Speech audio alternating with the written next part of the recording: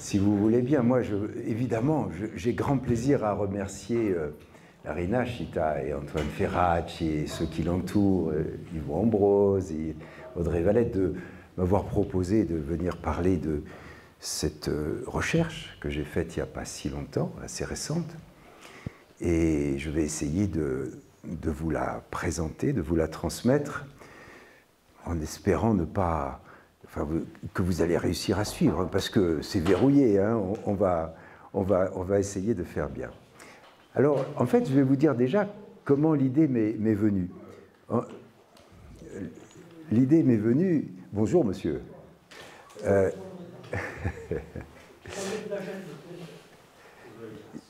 L'idée m'est venue en 2019, j'écoutais la communication d'Alain Dimet, Lioua Bonifacio, au congrès d'histoire de Bonifacio, et puis il parlait d'une très belle communication pour montrer que le Dio est devenu vraiment, le Dio vi Salve Regina, est devenu vraiment l'hymne de la Corse à partir des années 1970 et pas avant.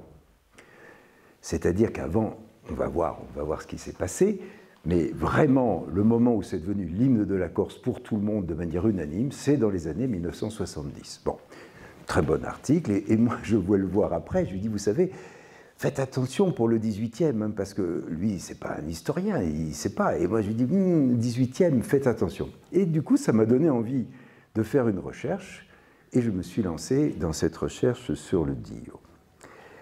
Alors, il y a plusieurs opinions communes. La première, c'est l'auteur.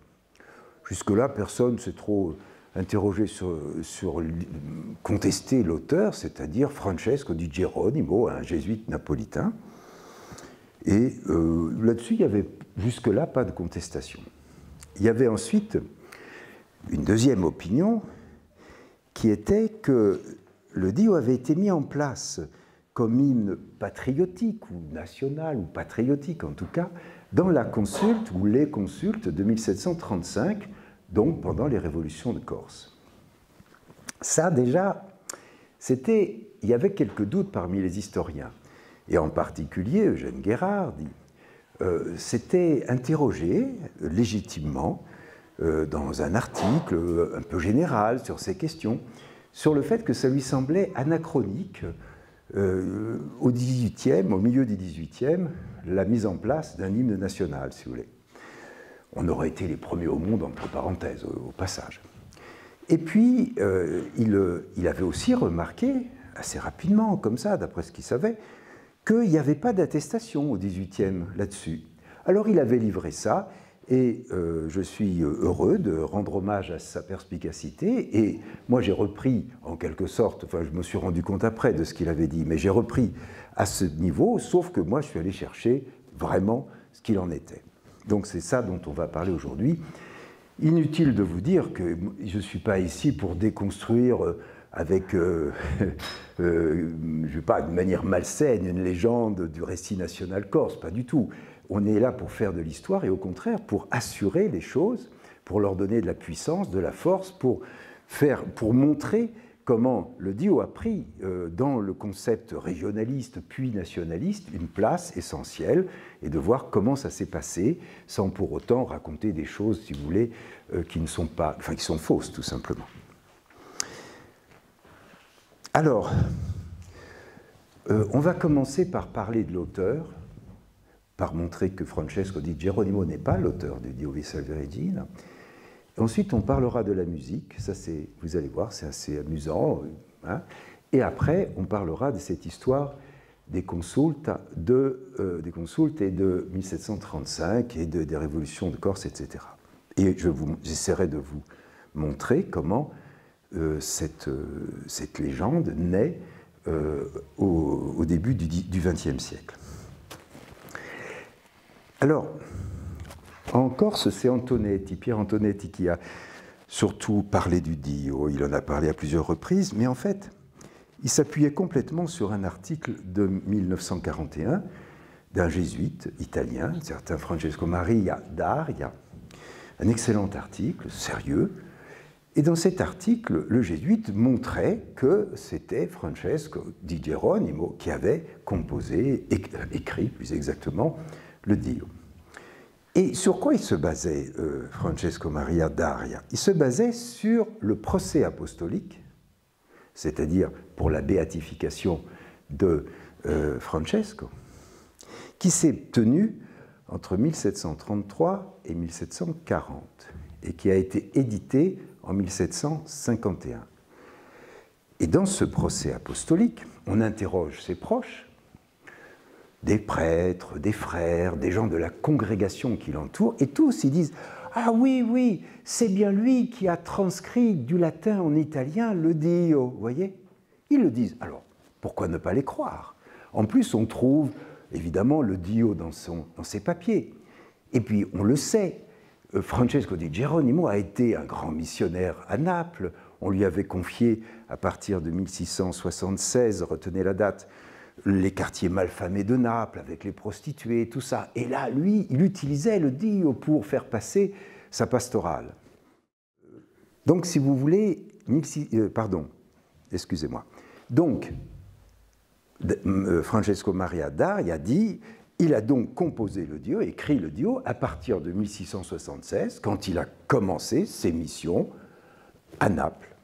Et comme on sait qu'il y a un livre qui paraît à Naples en 1681 avec le Dio, c'est pas sous sa signature, mais enfin ça aurait pu être lui, eh bien c'est la preuve de tout ça.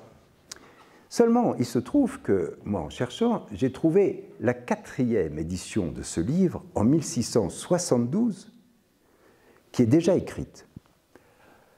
Ah, c'est un peu bizarre, parce qu'en 1672, Francesco, il est stagiaire auprès d'un missionnaire dans les Pouilles pendant 3 ans, de 1171 à 74. Il est le stagiaire, il est là. Alors bon, dans l'absolu, il pourrait l'avoir écrit, mais il y a un petit doute. Mais il n'y a pas besoin de ce petit doute, parce que les jésuites de l'époque, ils savent que ce n'est pas Francesco. D'ailleurs, ce n'est pas un problème. Ils écrivent qui c'est l'auteur. En 1730, par exemple, on écrit une espèce d'agiographie un peu de Francesco, les jésuites, une notice à sa gloire. On ne parle pas du Dio. Et en 1768, quand il y a un nouveau catéchisme qui est mis en place, son auteur dit, on est en 1768 donc, il dit « Et je me suis permis de reproduire dans mon catéchisme des laudes, et en particulier ces laudes qui ont été écrites par Innocenzo Innocenzi, dont le Dio. » Car l'auteur, il s'appelle Monsieur Innocenzo Innocenzi, jésuite comme Francesco, 18 ans aîné et missionnaire comme lui. Tout le monde le sait à l'époque, les jésuites le savent, il n'y a aucun doute, si vous voulez, sur la question, mais aucun doute. Je vais quand même, pour votre plaisir, lire ce qu'écrit justement ce Ferreri, ce catéchisme. Alors, peut-être avant de dire, c'est l'occasion de dire dans quel...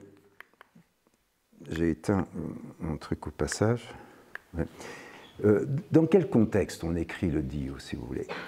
Ça s'écrit dans le contexte de la contre-réforme, c'est-à-dire de la réforme catholique qui vient lutter contre la réforme luthérienne au milieu du XVIe siècle. Et il y a énormément de mesures qui sont prises par les pères conciliaires pour améliorer, je dirais, la vie de l'Église catholique, la rendre meilleure, etc. Bon. Une d'elles est de faire des catéchismes. Et donc, à partir de 1566, il y a le premier catéchisme, et puis on améliore, on le fait pour les enfants, pour les adultes, pour les maîtres, etc. Et puis on introduit des laudes. Et dans ces laudes, il y a le Salve Regina, en latin. Comme vous savez, le Salve Regina, c'est un hymne qui a été composé au XIIe siècle, en latin, bon, et qui est une hymne très importante. Il y a le Pater Noster, l'Ave Marie, il y en a une ou deux autres, et il y a le Salve Regina, c'est une grosse affaire. Et c'est toujours en latin, à ce moment-là. 1603, on voit apparaître les premières traductions littérales du Salve Regina, c'est-à-dire on traduit littéralement, vous voyez, le Salve Regina latin. Ça commence « Dio ti salve regina, madre di misericordia ». Il n'est pas du tout question encore de notre Dio qu'on connaît, vous voyez, mais c'est une évolution, c'est un mouvement de traduction. Et pourquoi? Parce que les pères conciliaires et tous les gens de l'époque, et les jésuites en particulier, ils cherchent à plaire, à convaincre. C'est le mot d'ordre du Concile de Trente. Plaire, convaincre, aussi bien d'ailleurs dans les peintures et dans la musique, dans les chants. Il s'agit de s'opposer avec la chanson profane. Il s'agit de créer des musiques agréables pour les jeunes qui peu à peu de faire passer la foi, les choses de foi, dans des chansonnettes, ils disent, des canzonettes. Vous voyez, il y a véritablement un programme de communication qui est fait autour de ça. C'est donc dans ce contexte que commencent les traductions, vous voyez. Et donc, 1670 environ, puisque la 4e édition est en 1672, est-ce que je vous l'ai déjà dit je l'ai déjà dit ou pas encore? Je m'y perds moi-même. En 1672, paraît un livre à Turin avec le Dio di salve regina, sans nom d'auteur.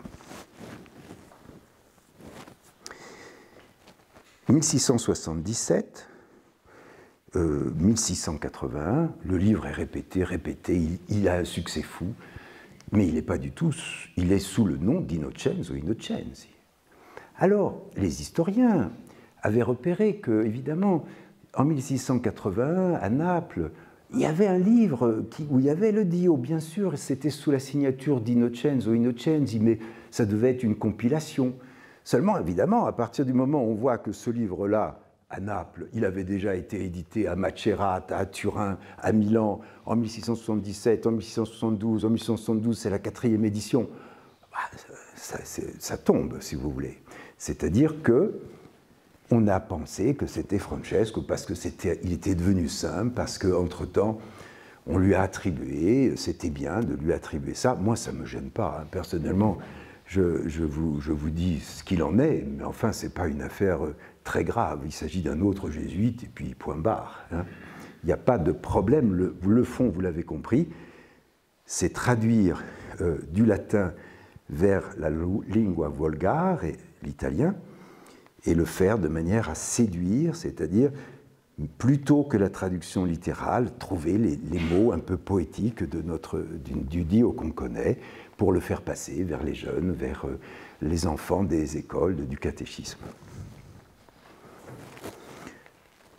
Il me semble... Ah oui, je voulais vous lire le passage de Ferreri, parce que ça vaut le coup. Il dit « Plaise au Seigneur de bénir un moyen si saint pour s'extraire de l'indigne abus des chansons profanes. » Vous voyez, c'est ça le but. Je suis persuadé qu'elle devrait avoir un grand succès si les maîtres dans leurs écoles et les curés dans leurs paroisses voulaient adopter l'autorité et le zèle de promouvoir une chose si importante pour le service de Dieu. À cette fin, j'ai fait imprimer les notes musicales sur lesquelles pourront être chantées les dites chansonnettes, lesquelles presque toutes ont la même mesure. Alors, ça, c'est ce que j'ai traduit de l'istesso metro. L'istesso metro, vous pouvez le traduire par la même mesure, la même structure, le même nombre de pieds. Enfin, vous avez compris. Que quoi? Que celle qui commence par Dio ti salve regina. Pourquoi? Parce que c'est un tube. En 1768, le Dio, c'est un tube dans les hymnes religieuses. On va le revoir dans un instant. Et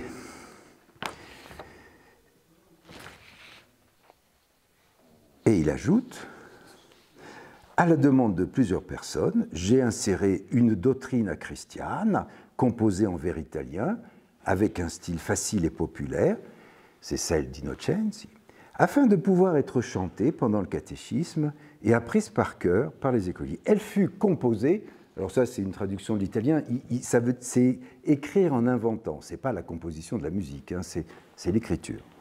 Et publiée par notre père Innocenzo Innocenzi, célèbre missionnaire en Italie. Voilà.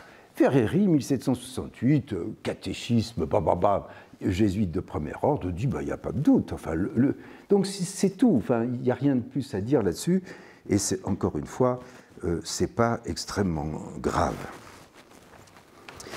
Si vous voulez, je vais vous parler un peu de la musique, parce que là, la musique, c'est beaucoup plus mystérieux, c'est beaucoup plus difficile, et en même temps, c'est intéressant de voir ce qu'on sait. En fait, on sait deux choses. La première, c'est dans le fameux catéchisme de 1768, il y a eu plusieurs éditions, parce que tout ça, il y a des éditions, vous avez des partitions du Dio. Elles sont en clé de hutte. J'ai des musiciens ici, clé de hutte, hein, non, ça va, ouais, pour toi, oui. N'empêche que je l'ai donné à des musiciens, et effectivement, c'est la mélodie du Dio qu'on connaît. Voilà.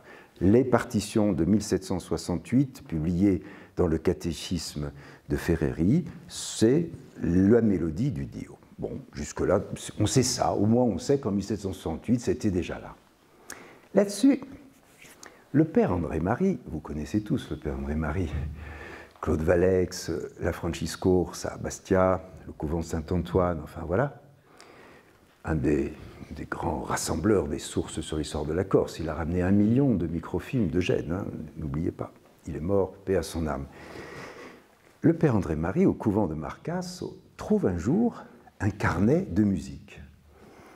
Un carnet de musique avec, je crois, à peu près 25 morceaux qui sont non pas des partitions, mais des tablatures. Là, c'est un peu plus difficile. Les tablatures, il n'y a que les gros musicologues qui savent les traduire. C'est Renaissance, bon. Donc, ce cahier comporte donc environ 25 morceaux à danser, à chanter. Vous voyez, ce n'est pas des morceaux religieux. On est en 1720, il s'appelle Stefano Allegrini d'Aregno et il fait 25 tablatures. Les gens de Pigne, de la Casa Musicale, à qui le père André-Marie confie le livret, appelle un musicologue suisse, etc. Le gars fait les transcriptions, il vient à Pigne, il se met au clavier, il joue, et 1, et 2, et 3, et à un moment, il y en a une, oh, c'est le Dio, c'est la mélodie du Dio. Oh, c'est incroyable. Alors, on regarde le nom du morceau, il croit lire Grande d'Amor, et en fait, j'ai relu ça, c'est Giro d'Amor, ce qui a un côté plus dansant d'ailleurs. Et on s'interroge. Des hypothèses, on dit, est-ce que Stefano Allegrini l'a donné au chef des révoltes, enfin bon. Quoi en dire? Sinon que c'est une musique, comment dire, un best-seller, si vous voulez. C'est une musique que vous pouvez passer dans le profane, que vous pouvez passer dans le religieux. On l'utilise dans différents morceaux liturgiques, on va le revoir. Et c'est une mélodie qui circule, si vous voulez. Vous vous souvenez peut-être des chanteurs de rue qui distribuaient des chansons comme ça pour que les gens chantent. Et en bas de la chanson, il y avait marqué « sur l'air de quelque chose ». Voilà. C'est-à-dire on utilisait des airs, c'est une pratique banale, pour chanter différentes choses. J'avais parlé un jour où je discutais avec Raphaël Quilici, qui est un des confrères de la confrérie de Speongato, et il me disait, oui, mais vous savez, dans une même confrérie, on chante dans une même catégorie liturgique, on chante toutes les chansons sur la même mélodie. Et puis d'ailleurs, à ce propos, il me dit, quand je suis allé avec la confrérie dans les Pouilles, dans les Abruzzes, je sais plus, en Toscane, eh bien, alors je vais regarder exactement pour ne pas trahir ce que je voulais dire, eh bien, des anciens des lieux lui ont confié qu'eux-mêmes, ignorant le Dio, chantaient d'autres laudes sur cette mélodie. Vous voyez, la circulation de la mélodie, c'est quelque chose d'assez intéressant. Et d'autre part, dans le village même de Francesco di Geronimo, où ils savent, où eux ils disent qu'il a fait le Dio et tout, mais ils ne le chantent pas sur l'air de la mélodie de nous. Vous voyez, autrement dit, il faut être prudent sur l'affaire de la musique. Ces deux choses, je les sais, mais je n'en sais pas plus. En 1768, la musique est en place. En 1720, on sait qu'il y a déjà cette mélodie qui circule entre profanes et religieux. Okay ? Et d'ailleurs, il y a un jésuite contemporain qui s'appelait Pintel, Jean Pintel, qui a écrit une petite brochure, je dirais, qui n'a jamais été publiée sur le Dio, qui est pas mal. Et il recense tous les morceaux qui ont été composés, enfin écrits, des textes qui ont été écrits dans les années 30 et chantés sur la mélodie du Dio, qui sont tout à fait d'autre chose, pour Saint-Roch, Saint-Antoine de Padoue, tout ce que vous voulez. Et même aujourd'hui, je crois que c'est à Belgodère, on chante une laude à Saint-Roch sur la mélodie du Dio, tu vois. C'est ton père qui m'a dit ça. Donc, il faut avoir vis-à-vis de la musique beaucoup de prudence et savoir que c'est quelque chose qui bouge, qui circule, et c'est très bien comme ça. Bon, après tout ça, on va venir sur cette question du XVIIIe siècle. Alors, donc je vous le redis, il y a une opinion commune qui circule. Le Dio aurait été institué comme hymne patriotique ou national en 1735 dans les consultes, en particulier à Orezza. On écrit ça à gauche à droite, vous regardez les sites web, c'est partout. Il y a même eu un très beau documentaire sur le plan filmique qui a été sur Viastel en mai 2016, qui s'appelle « Sur les chemins du Dio e Save Regina » et qui soutient cette hypothèse. Autrement dit, c'est une opinion commune. Une opinion commune qui fait partie, on pourrait dire, du récit national, du roman national. Bon. Alors, on va essayer de réfléchir là-dessus. La première chose à dire, c'est que en 1744, les Génois, qui veulent trouver un moyen de s'opposer avec les révolutions, et alors qu'il y a une inflation des vengeances privées, liées et en particulier à ces révoltes de Corse, à ces révolutions de Corse, parce qu'évidemment les familles s'attaquent les unes les autres, etc., demandent à un célèbre missionnaire, qui s'appelle, que vous avez peut-être entendu parler, Leonardo di Porto Maurizio, il lui demande de venir faire une mission entre le Golo et le Tavignano, autrement dit dans la zone surtout des révolutions, et dans le Niolo. Leonardo, il a un certain âge, c'est un grand missionnaire, il fait des missions partout. Il va passer 6 mois en Corse, de mai à novembre. Il fait tous les villages de la Castadice, du Niolo, et il fait des chemins de croix dans chaque village. Et tout le monde s'embrasse à la fin pour faire la paix, etc. Et il a un règlement qu'il a institué des années auparavant. Et ce règlement, il dit « Je le suis de la manière très exacte dans toutes mes missions ». Et dans ce règlement, c'est l'item 41, c'est marqué comme ça, il y a « On chantera le Dio vi Salve Regina ». Donc, dans une mission génoise, explicitement politique, parce on a d'ailleurs un récit de cette mission qui a été publié dans le bulletin de la Société des sciences. Il ne parle pas du Dio, mais le règlement, lui, il n'a pas besoin d'en parler, puisque c'est dans son règlement. Et donc, c'est une petit doute. On se dit quand même, c'est un peu bizarre qu'on chante le Dio alors que ça soit soi-disant l'hymne national des révoltés. Bon, mais enfin, pourquoi pas? Seulement, il y a un petit problème, c'est que, vous savez, dans le XVIIIe siècle, il y a eu des historiens et des chroniqueurs qui ont écrit sur les révoltes de Corse, des centaines de pages, des gens très bien, qui ont écrit des articles détaillés avec tout ce qui se passait, la manière dont ça se passait, etc. Aucun de ces chroniqueurs, que je vais vous citer, vous rappeler, que vous connaissez pour la plupart, n'ont parlé du Dio vi Salve Regina. Alors, comme je ne veux pas en oublier un, je vais les reprendre. Alors, vous avez Giulio Nadali, le Di Zingano. Ensuite, vous avez Sebastiano Costa, les fameuses mémoires de Costa. Gregorio Salvini, la Giustificazione. Ensuite, lequel j'oublie? Bonfigliolo Guelfucci. Donc il y a une salle dans l'université.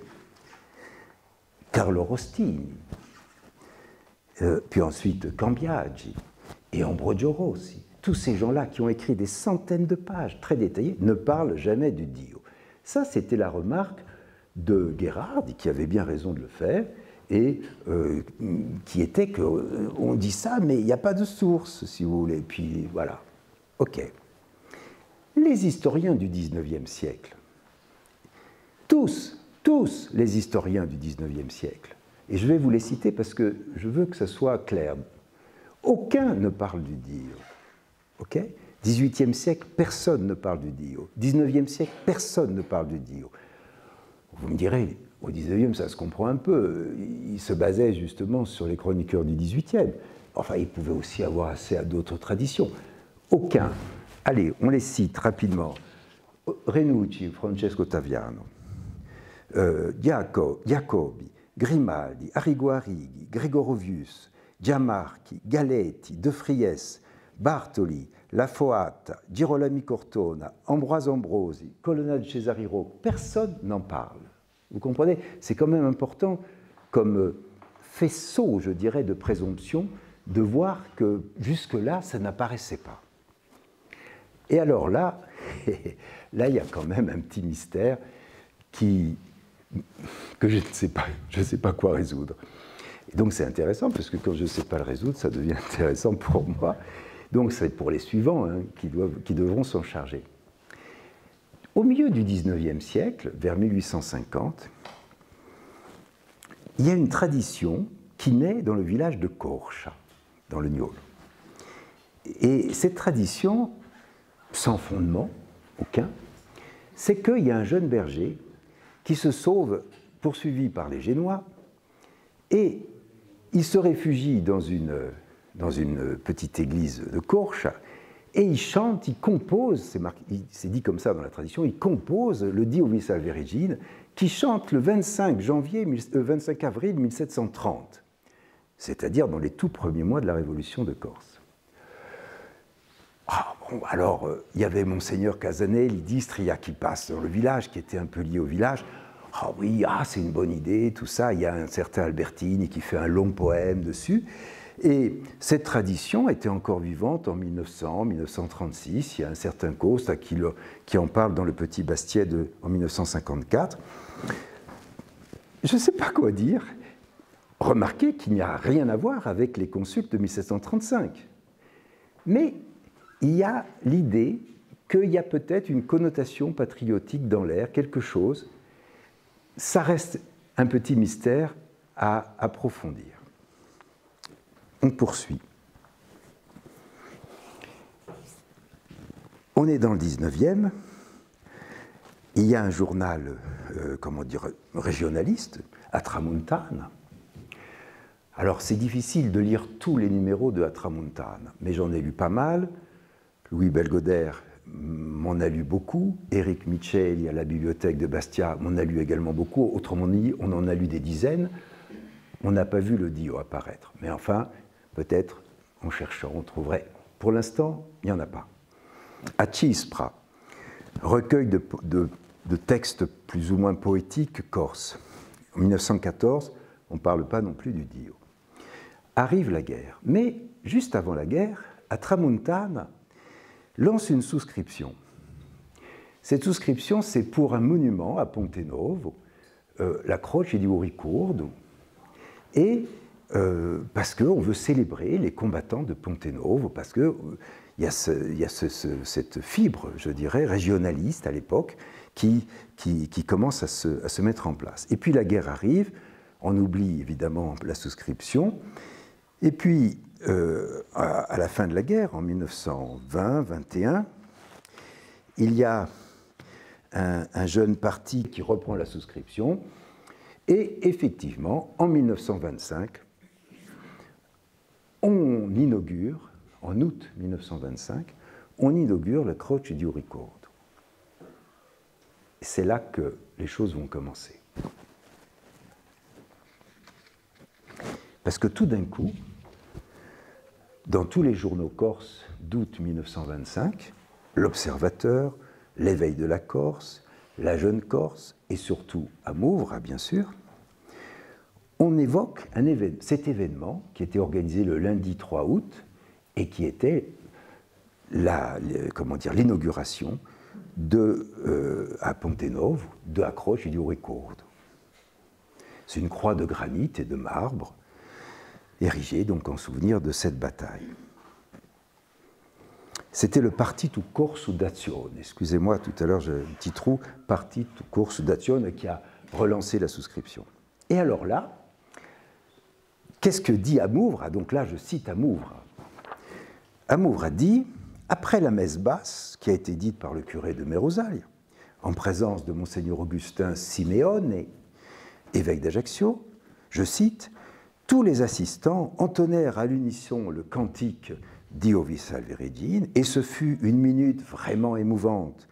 Le cantique, chanté en chœur par toutes ces voix graves et profondes, et se répercutant dans l'étroite et longue vallée du Gaulo, semblait comme un écho lointain des voix qui se sont tues jadis sur les berges escarpées de ce fleuve sanglant. » Magnifique. Et donc, c'est parti, c'est parti. On y est presque. À ce moment-là, l'évêque fait un discours, les poètes sont là, il y a Maestral, il y a Petru Rocca, Santu Casanova, Gianpietro Luciardi, tout le monde fait des poèmes, etc. Et puis ensuite, sous la direction de Monseigneur Casanova, qui est à l'époque le vicaire général du diocèse, eh bien, la procession se met en marche en chantant le Diovi Salve Regina, chant de guerre de ceux qui tombèrent le 9 mai. Les choses sont dites. Mais remarquez, on ne parle pas encore de 1735. On dit que c'est le chant de guerre de ceux qui tombèrent à Ponte Novo. L'année d'après, ça recommence, en 1926, il y a la réunion des poètes, Merindela di Poeti Corsi, en l'honneur de Paoli. Et ça se passe à Merosalia. Et là encore, on a le texte de la Mouvre qu'il faut suivre de près. Il y a un prêtre qui s'appelle Francesco Maria Petrignano, qui est le piévant de Rostino, entouré de 6 autres prêtres. Il prononce un long prêche en forme de conférence historique.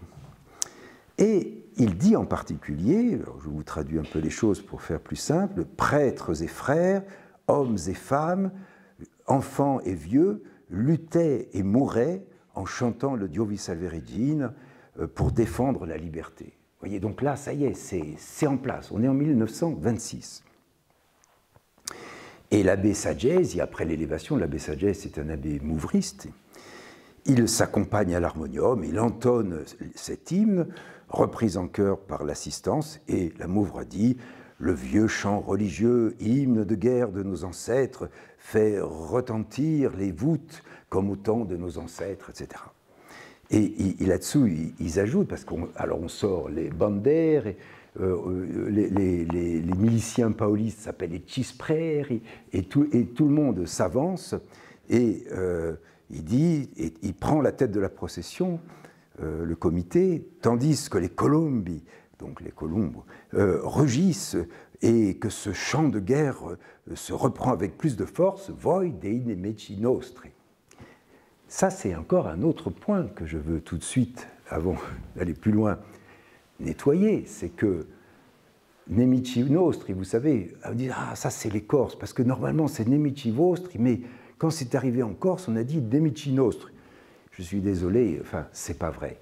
Parce que dans les multiples éditions italiennes, une fois c'est Vostri, une fois c'est Nostri, enfin, il n'y a absolument aucun passage en Corse du Nostri. Okay, donc, il faut oublier cette affaire.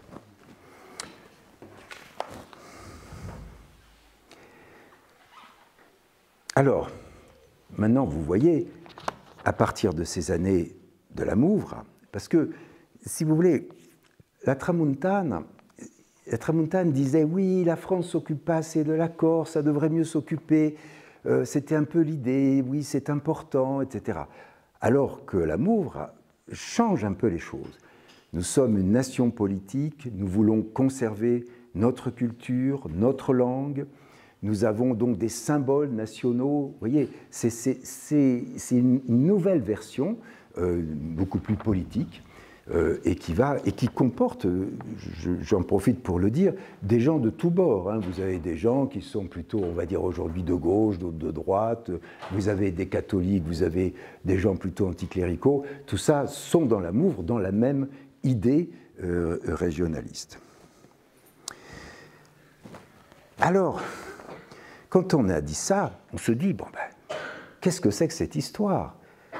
D'où ça sort? Comment ça se fait que les prêtres mouvristes sortent ça en 1925? À quand et à qui rapporter cette légende? Par quelle voie cette interprétation est née, vous voyez? Est-ce que l'affaire de Solverco, Stade de Courche, est là-dedans? Moi, je serais ravi, parce que j'espère être quelqu'un qui aime la recherche, que quelqu'un d'autre me trouve une référence un peu plus ancienne. Je serais ravi. On me dit, ah mais non, mais tu sais, en 1880, non, j'attends, je paye même un peu une coupe de champagne, très volontiers. Pour l'instant, on en est là. Mais vous me direz, oui, d'accord, mais 1935, quand est-ce que ça naît? 1935, il faut attendre 1931. Parce qu'il y a un homme là-dedans très important, dans tous les curés dont je vous ai parlé. Il s'appelle Monseigneur Sylvestre Bonaventure Casanova.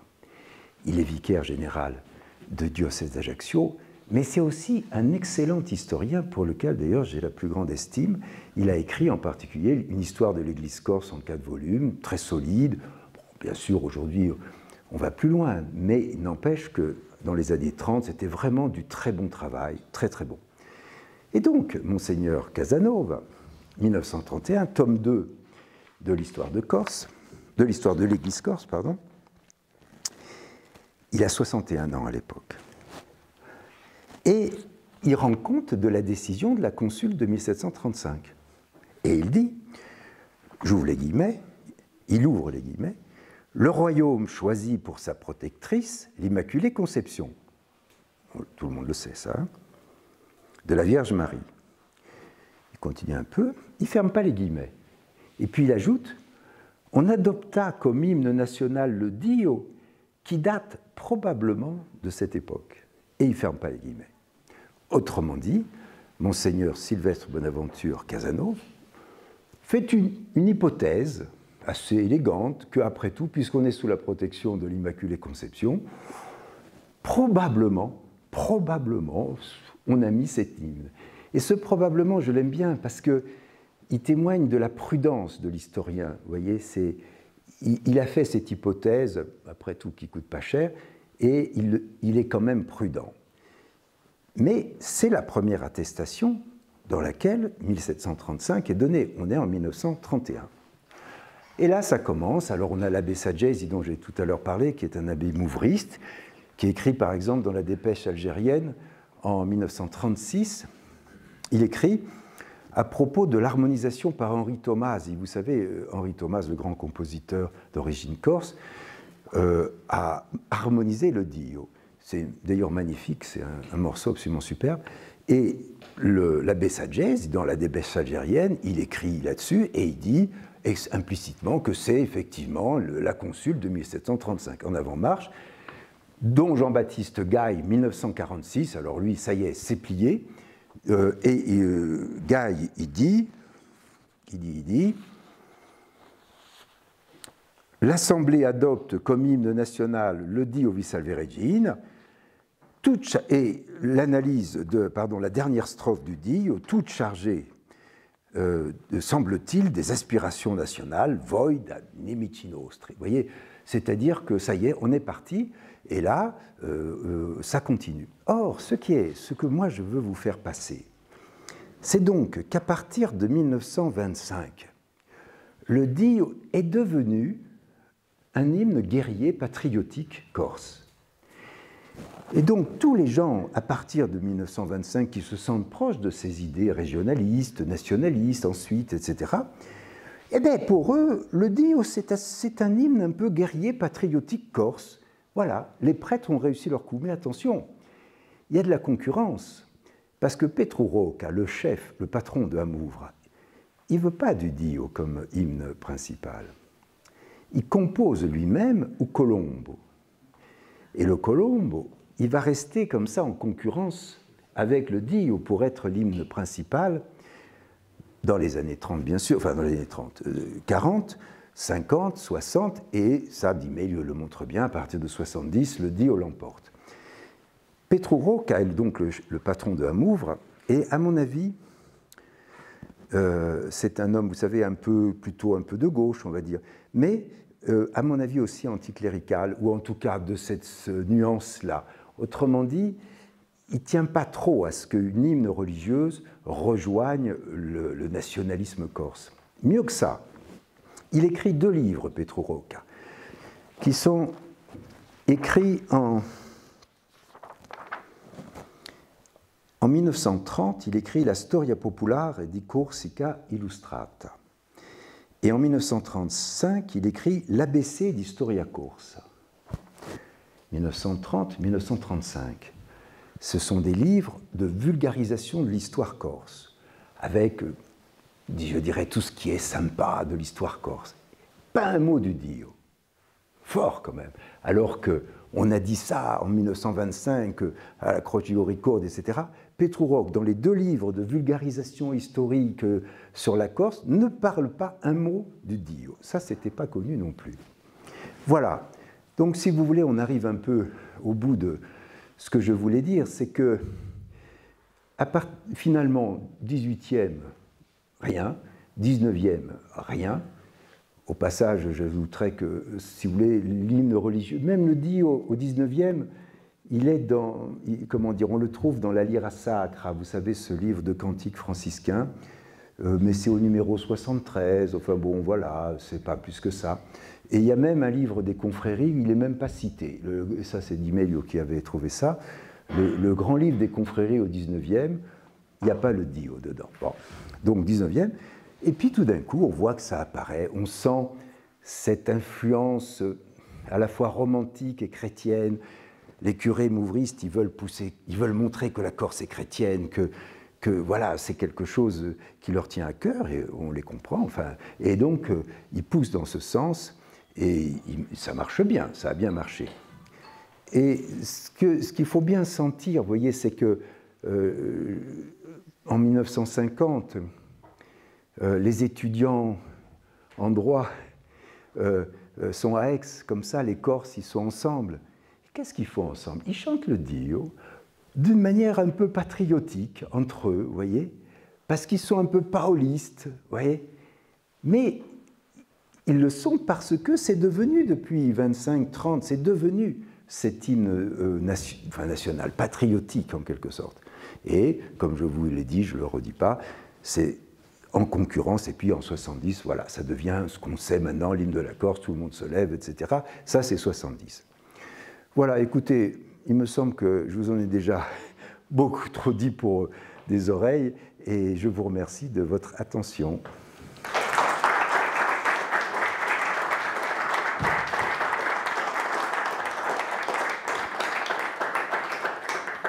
Bien sûr, si vous voulez poser des questions, si vous voulez discuter un peu, on est là pour ça. Hein. Oui? La première fois qu'elle a été chantée, c'est à Courche en Corse. Hein? La première fois qu'elle a été chantée en Corse, c'est à Courche. C'est la tradition de Corche. Parce que le Dio vi salve Regina, à partir de la fin du XVIIe et dans tout le XVIIIe, ce n'est pas, je crois, un hymne guerrier et patriotique, mais c'est une hymne religieuse extraordinaire, qui a une place partout, qui est chantée tout le temps. Hein. Peut-être je ne l'ai pas assez dit, ça. Au XVIIIe siècle, le Dio vi salve Regina, c'est le tube. En Corse, comme en Italie, partout. Enfin, je veux dire, pas partout, partout en Italie, et en Corse aussi, parce que c'est l'Italie. Le XVIIIe, le Dio, c'est une hymne religieuse tube. C'est le tube. D'après ce que... Parce que c'est tout... Enfin, je ne vous ai pas tout cité, vous verrez ça dans l'article de Storia Corse si vous voulez, mais il y a d'autres passages où on voit que c'est toujours en tête, le Dio, vous voyez. Après, il y a les autres laudes qui sont aussi très sympas, mais le plus tube, c'est le Dio. il est chanté. Et l'affaire de Courche, je ne sais pas quoi dire, mais si vous voulez, je suis content que les choses ne soient pas toutes carrées non plus, qu'il reste un peu de mystère. Vous voyez, qu'est-ce que c'est que cette tradition qui naît au milieu du 19e, bizarrement, sans fondement, enfin voilà, comme ça. Bon. Autrement dit, il y a quelque chose, il y a certainement quelque chose, mais il va falloir analyser ça. Excusez-moi, est-ce qu'il chantait en polyphonie? Pardon? Est-ce qu'il chantait déjà en polyphonie à l'époque du XVIIIe siècle? À cette question répondront les musicologues de la Padielle. C'est une affaire très intéressante que je maîtrise très peu, mais j'ai bavardé avec d'excellents musiciens qui me disent, je le dis au passage, que si le chant corse se porte très bien aujourd'hui, le chant corse se porte très bien aujourd'hui, la Padielle est un peu en danger. Parce que, eh ben, on chante à la Corse, mais la polyphonie padielle, si vous voulez, on la chante beaucoup moins qu'avant. Voilà, ça c'est ce que me disent les chanteurs de Padielle. Maintenant, pour répondre peut-être un peu plus à votre question, il est très probable qu'on chante déjà la Padielle au XVIIIe, bien sûr. Et donc c'est une manière de chanter des Corses qui a permis de conserver des musiques longtemps. Et est-ce qu'ils chantent le dio en padielle? Non, enfin je ne crois pas. Il y a effectivement plusieurs voix qui peuvent se chanter dans le dio, mais est-ce qu'on peut dire que c'est la padielle? Je ne sais pas si quelqu'un est plus, maîtrise mieux les choses que moi sur ce sujet. Mais enfin voilà ce que je peux vous dire. Oui? Une question religieuse. En 1735, donc, la consulte de Ritz place la Corse sous la protection de l'Immaculée Conception. Oui. Or, le dogme de l'Immaculée Conception est adopté par l'Église en 1854. Exact. Sous Pie IX. Oui. Comment expliquez-vous cette... Parce qu'il y a loin de la coupe aux lèvres. Je vous réponds. C'est-à-dire que, vous savez, entre les mœurs et la loi, il y a toujours un décalage. Imaginez les choses de nos jours, il y a des mœurs qui passent dans la loi, mais c'est toujours un petit peu décalé. L'Immaculée Conception est très importante au XVIIe siècle. Il y a des papes, des rois, des princes qui commencent à se mettre sous l'idée de l'Immaculée Conception. Je n'ai pas les noms en tête, mais dans mon bouquin sur les vagabonds, j'en parle, par exemple. Au XVIIIe siècle également, le roi de Portugal se met sous la protection de l'Immaculée Conception, également, avant les Corses d'ailleurs. C'est d'ailleurs une petite question intéressante. Autrement dit, c'est quelque chose qui existe. Et puis, peu à peu, on dit non, mais attends, il faut en faire un dogme. Et donc, 1854, comme vous dites. Voilà exactement ça. N'hésitez pas, hein, on est là pour bavarder. Hein. Oui?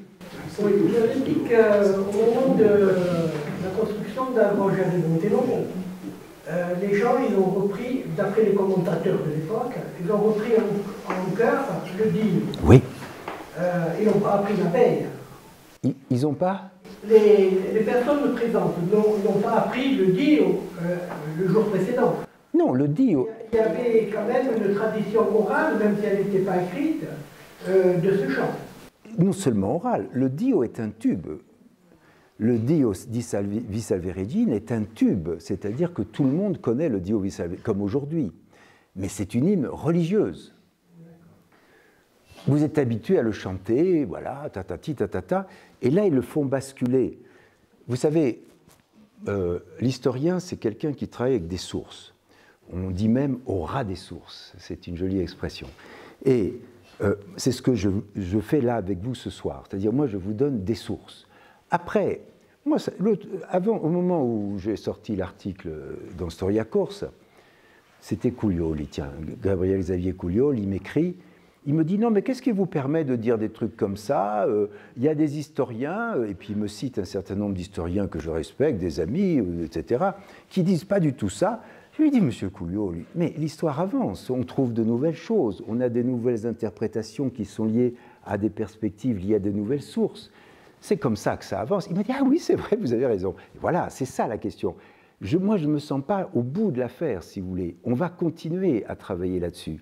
Mais il me semble qu'on a un petit peu avancé quand même entre l'opinion commune, bababi, bababa, et puis ce que je vous dis aujourd'hui. C'est-à-dire que maintenant, il va falloir que d'autres chercheurs trouvent peut-être que dans le 19e, on a commencé à sortir cette idée patriotique. Parce qu'il y a quelque chose aussi, c'est qu'au 19e siècle, l'histoire, c'est quelque chose de très important. Elle est philosophique, c'est un peu une nouvelle façon de penser les choses. Et donc, elle est littéraire, elle est romantique. On donne tout son emploi au petit peuple, Michelet, vous voyez, c'est-à-dire que c'est une nouvelle façon de... C'est nouveau, l'histoire, et d'ailleurs, ça va devenir une discipline universitaire à fin 19e. Donc, on est dans un moment très intéressant sur le plan de l'historiographie. Et c'est dans ce moment-là qu'on réfléchit sur ce qui s'est passé avant, etc. Mais, comme je vous le disais tout à l'heure, aucun des historiens de la Corse, je les ai tous lus, hein, ne parle du Dio. C'est quand même un peu bizarre, vous voyez. Et surtout, les chroniqueurs, quand vous avez lu Rostini, quand vous avez lu Guelfucci, quand vous avez lu Salvini, Nadal, et qu'il n'y en a pas un seul, et Costa, et qu'il n'y en a pas un seul qui parle du Dio, vous dites, c'est une chose qui ne va pas. Enfin, vous voyez, il y a quelque chose qui ne va pas. C'est ce qu'on appelle un faisceau de présomption. C'est pas... Car il est très difficile de démontrer que quelque chose n'a pas existé. Ça, c'est vrai que c'est un problème, c'est le problème de l'existence de Dieu, vous savez, c'est difficile de... Mais voilà, on en est là, et donc on attend, j'allais dire, de nouvelles sources. Vous voyez, moi, je suis ravi si on sort de nouvelles sources, ça ne me gêne pas du tout, mais on en est là. On a changé la position. De la mémoire des hommes corses, si je peux dire, l'histoire se transmet surtout par la voix, et moi par l'écrit. J'ai toujours entendu que ces types étaient des hymnes religieux. C'est ce que j'ai toujours entendu. Oui. Alors, vous pouvez dire ça par opposition nationaliste. Enfin, je ne l'ai pas pris sur cette route-là. Je considère fondamentalement que cet hymne religieux, et vous l'avez d'ailleurs précisé, puisque vous en avez décrit l'origine. Oui. C'est une hymne religieuse, parce que, vous savez, je l'ai appris moi à ce moment-là, on dit une hymne religieuse, un hymne national. Bon, c'est la particularité de la langue française. Après, il est bon que finalement, qu'il y ait eu un drapeau, qu'il y ait eu une immaculée conception qui est prédominée dans la... pour donner un point de vue élevé au nationalisme corse de l'époque, et que l'on ait une hymne nationale, pourquoi pas? Si vous voulez, de toute façon, c'est ça qu'il faut sentir tous les aspects. L'aspect important, c'est que cette hymne religieuse est un tube de l'époque. On doit le chanter à tout bout de champ. Tout le monde le connaît. Vous voyez. Et en plus, les paroles, qui sont nouvelles, qui sont de la moitié du XVIIe siècle, hein, ça vous avez compris, sont belles. C'est des paroles, parce que la traduction littérale, moi je l'ai lue, bon, c'est pas passionnant, si vous voulez, c'est Madre di Misericordia, tatati, tatata, alors que là, bon, hein, voilà, donnez-nous la victoire et tout, enfin, ça porte vers le haut, quoi. Donc, cet hymne a répondu à la demande des pères conciliaires, convaincre et plaire. Voilà. Il s'agit que le dogme catholique, que les pratiques catholiques rentrent dans la population et déjà surtout chez les enfants d'une manière plaisante, à travers des chansons agréables qui leur permettront, parce qu'apprises par cœur, de ressentir le dogme catholique. Vous voyez, ça c'est vraiment la base des choses. Après, comment est-ce qu'effectivement les choses sont passées du côté national corse, comment peu à peu les régionalistes, puis les nationalistes corses se sont appropriés cet hymne très bel, très tube, pour en faire un hymne national, un hymne patriotique. Eh bien, justement, moi, je vous ai déjà proposé un certain nombre de choses.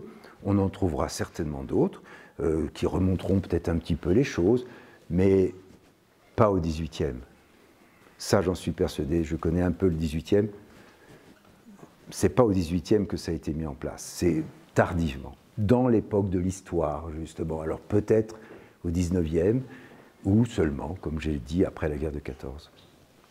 En Angleterre, par exemple, God Save the Queen, il a été créé dans quelles circonstances et qu'est-ce qui s'est passé en Europe? Comment se sont créés les... Je l'ai marqué. Mais bon.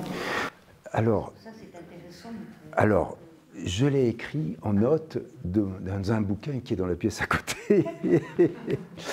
Et ça a été écrit dans une circonstance particulière, à une date qu'on connaît, et c'est devenu l'hymne à ce moment-là. Je crois. Alors, je vous dis, si vous restez un peu après, je vous dis tous les détails tout à l'heure sur la date, le lieu, etc. Ouais. Mais c'est postérieur, hein, c'est postérieur à 1735. Et c'est le premier hymne national, à ce qu'on sait. Ce qui se comprend un peu, parce que l'idée de nation est une idée plutôt du XIXe siècle, vous voyez. J'en profite pour dire que la Corse a sa place dans la naissance de la nation politique. Hein. Ça, c'est quelque chose qui est quand même... J'aime pas trop qu'on se vante, les Corses, on est toujours les premiers et tout ça. Non, c'est pas ça. Il se trouve quand même que toute l'Europe, au XVIIIe siècle, en revient pas de voir une nation politique naître du bas. C'est ça le mot important. Par le bas, par les peuples, vous voyez. Parce que d'habitude, les royaumes, c'est-à-dire qui forment en quelque sorte des sortes de nations, enfin on ne parlait pas de nations, se forment par le haut, par les rois qui donc... Et là, tous les petits philosophes de Hollande, d'Allemagne et tout ça, ils disent « mais qu'est-ce qui se passe? Oh là là, ça c'est une nation politique, c'est un sujet politique, ça c'est mon mot, mais qui est en train de naître. » Ça c'est... Et effectivement, les révolutions de Corse ne préparent pas, contrairement parfois à ce qui est dit un peu vite, la Révolution française, mais préparent beaucoup mieux ce qui se passe au XIXe siècle, la fondation des nations au XIXe. Ça c'est... Je crois que quelqu'un voulait... Oui? Je vous demandais, est-ce qu'on peut penser que la nouvelle version... Ah ben voilà.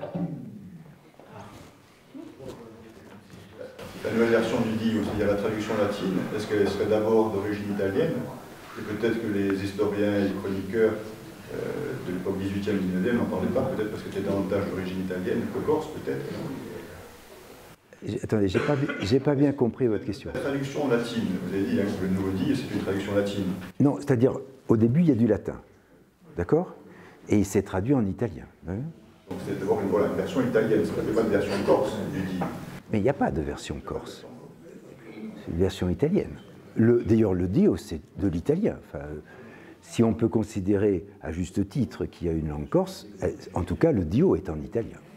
Incontestablement. Les historiens, les chroniqueurs, vous avez évoqué tout à l'heure, on ne parle peut-être pas de temps, on ne le met pas en devant la scène parce qu'elle n'est pas d'origine corse. Non. Non, non, vraiment non. Non, non. Non, c'est pas... Alors, c'est assez intéressant. La langue... Alors, on parle de la langue. Une seconde. La question de la langue corse, c'est 1860. C'est là que les premiers lettrés corses, si vous voulez, se disent il y a quelque chose à trouver, il y a quelque chose à mettre en place. Et donc là, ils commencent à essayer d'écrire en corse ou de rassembler des traditions, des poèmes corses. C'est à partir de 1860. Ils se rassemblent, ils font des cercles. Vous voyez, avant, on ne s'y intéresse pas vraiment. Il y a certainement, bien sûr, des poèmes corses, bah, évidemment. Enfin, d'ailleurs, comment il s'appelle Grimaldi, ou je ne sais plus comment, Dorezza, qui a écrit certaines choses en italien, certaines choses en corse, bon, à la fin du XVIIIe. Mais la question de la langue corse, c'est 1860.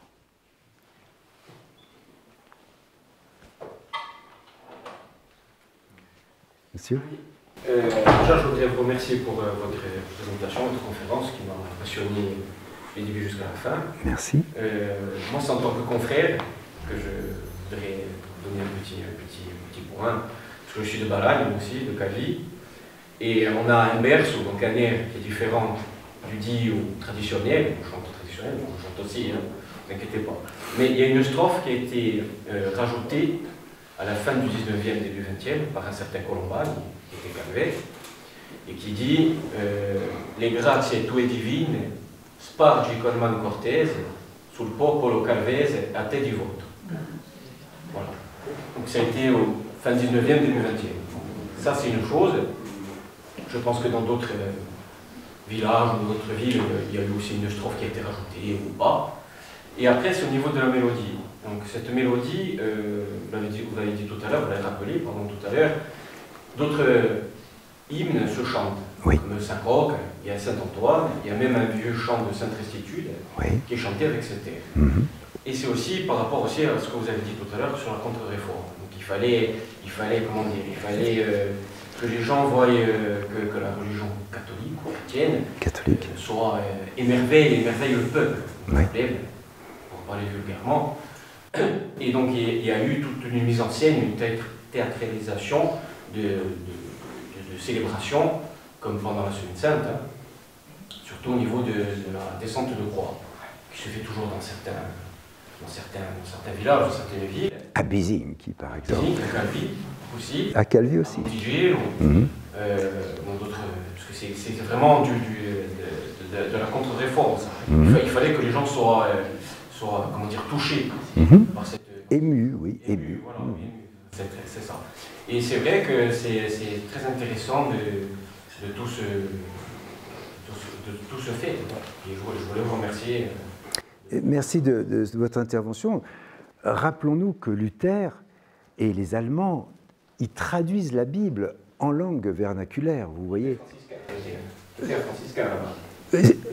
Luther. Non, je ne crois pas qu'il est franciscain, c'est un autre ordre, mais c'est un ordre un peu comme les franciscains. Mais j'ai un petit doute, alors restons sur le doute.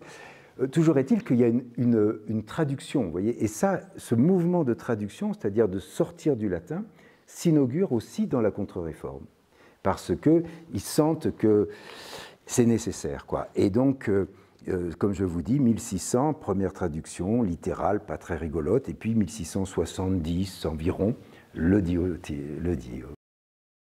On reste là-dessus? Eh bien alors, écoutez, merci. Hein.